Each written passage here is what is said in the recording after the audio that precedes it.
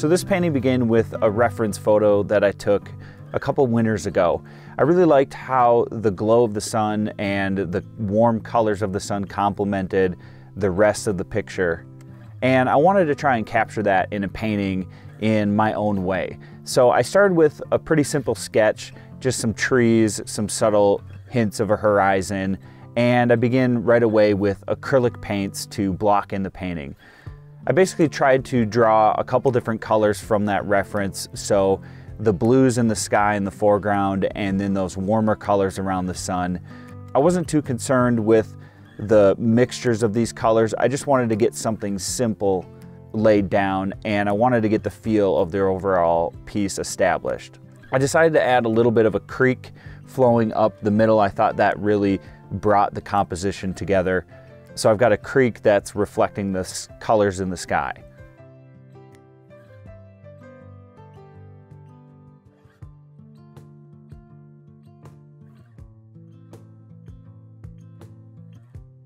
So now I've switched to oil paints, and that first layer of acrylics is really just to give myself a head start to make sure that I'm absolutely sure of the composition, the colors that I'm using. It allows me to experiment a bit if I have to. I'm a lot more concerned at this point with the specific colors I'm adding, the details, everything like that. I want it to be precise, and my brush strokes are much more deliberate in a sense. I'm using this really small filbert brush right now to kind of add some details in the sky. I'm trying to highlight this cloud with some of those oranges, really make it pop against that sun. But there's no special technique. I'm just basically using this brush. I'm getting the color I want, and then I'm just kind of slapping it on there, rotating the brush, manipulating it any way that I can to try and create different textures and blends of color. So you can see me again, how I'm laying that on, the glow of the sun right here, putting down some white and some bright yellow, some cad yellow, just to brighten up that sunspot. And I basically just continue throughout the rest of the sky the same way. I'm painting wet in wet right now, so the paints blend together very nicely.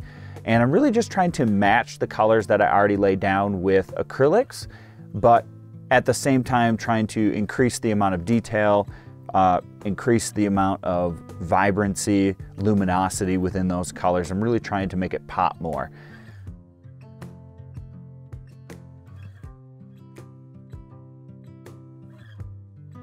When it came to the actual glow of the sun against that brush, what I did was start with just some general washes of reds and browns. So you can see I added some muted red. Now I'm adding a little bit of yellow as we get closer to that sunlight. And I'm trying to create the glow in the brush without actually adding specific details in that brush. So I'm just kind of creating a nice soft glow, a blend from yellow to reds to browns, where you can see me working on that now. And I kind of stick with that brown color throughout the rest of the midsection there as I'm trying to create sort of a soft glow on all of those trees. And I felt like brown sort of hit that just right. It's probably very close to a burnt sienna.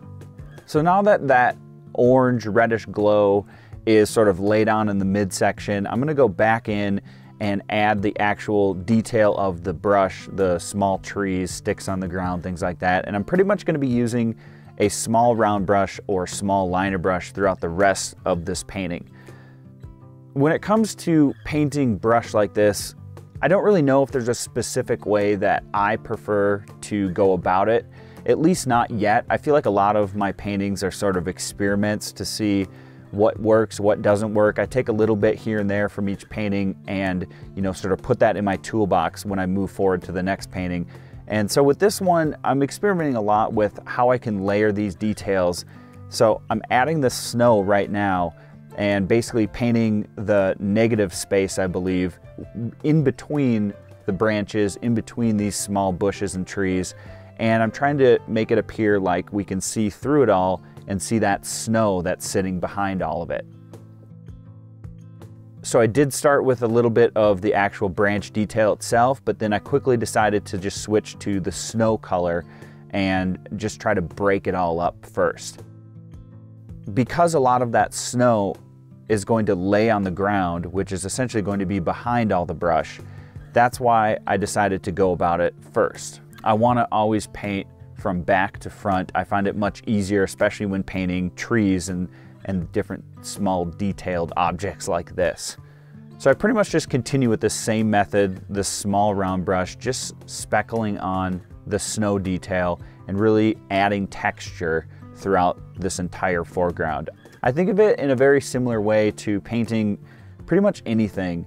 When it comes to rocks, I approach it a similar way. When it comes to water, I also approach it kind of the same way. What really matters to me is in what order do I lay these colors down. And so in this case, I'm laying down the snow because it's going to be behind all the brush, but the order of the colors that I lay down really dictates how things appear in the end result. I guess the point is that it really doesn't matter to me what I'm painting. What matters is the order in which the colors go on, and that can vary a little bit, but the textures themselves are kind of the same if you really break it down and think about it.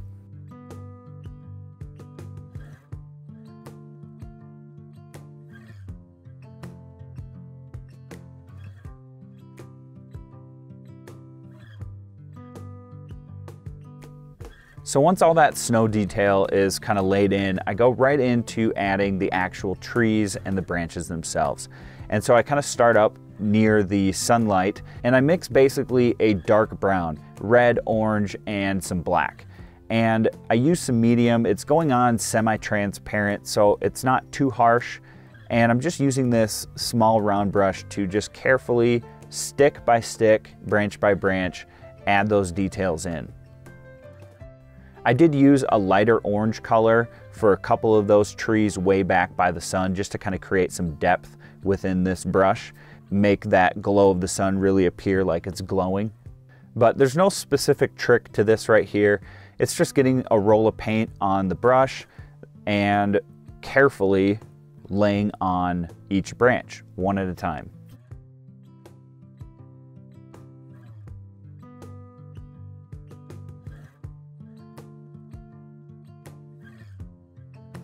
I switched a little bit to the Dagger Striper brush. I do like this brush for specific purposes. It does give a slightly different effect when painting thin lines. So I use this striper brush for some of this brush kind of down to the left. And then once a lot of that brush detail is on, I go back to painting more snow. So more negative space, but not only negative space, I'm sort of painting clumps of snow on the branches themselves.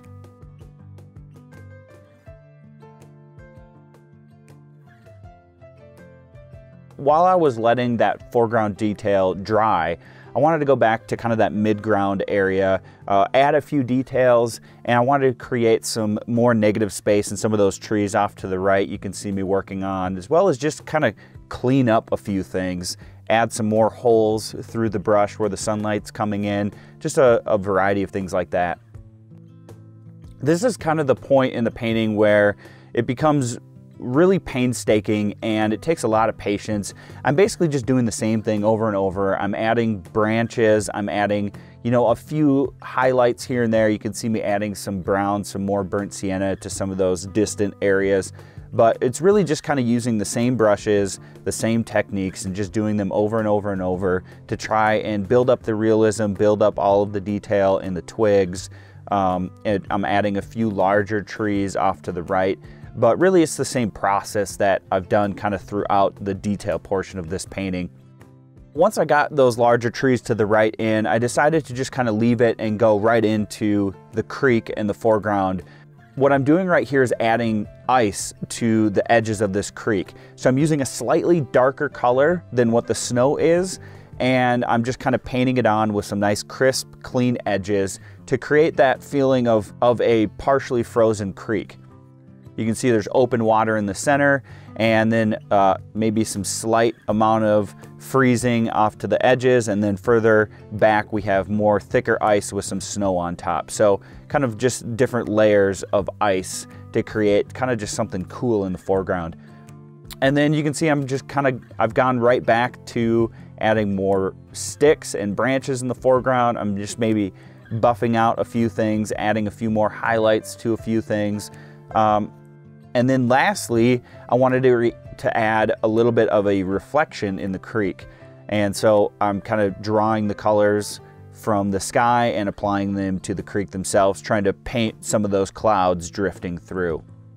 And I thought that really brought the piece together as a whole.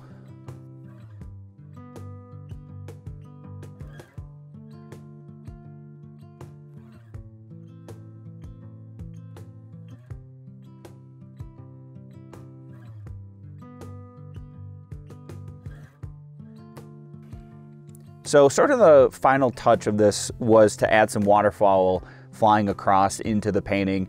And I didn't use any reference for this, but I did have this makeup sponge eraser stick. You could use a makeup sponge or any kind of smooth sponge really. And because the sky was already dry and painting wet over dry, if I didn't like what I painted, I could use this stick to basically wipe off what I didn't like and then try to repaint it. And I did that several times when I was trying to paint these birds. So that's just kind of a cool trick to do if you're not very confident in adding something to your painting. Wait till it dries, especially with oil paints, and then as you're painting this on, you have plenty of time to wipe it clean and start over if you have to. And then after that, that was pretty much it. I was very satisfied with how this came out. Adding a lot of tree and brush detail to the foreground is something that can really throw a painting off, at least for me in the past it has.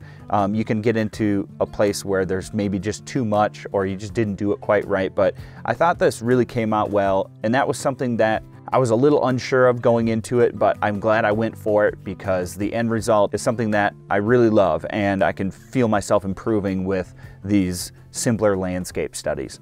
So with that, I hope you enjoyed it as well. Thanks for watching.